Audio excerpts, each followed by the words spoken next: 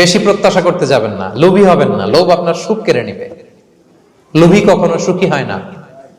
লোভীর pocket কখনো ভরে না যতদিন এটা ভরবে না। লোভী হব আমরা না, অতিরিক্ত প্রত্যাশা করব না, অল্প প্রত্যাশা করবো। I'm not talking about the goal. Goal should be bigger and higher. But I'm talking about expectation. বেশি এক্সপেক্ট করা ভালো না। খুব প্রত্যাশা নিয়ে রাখছেন, কিছু পান নাই, দেখবেন যে কষ্ট লাগবে, ঠিক কিনা? আর কোনো এক্সপেকটেশন নাই, এরপরে যেটা পাবেন ওইটাই লাভ।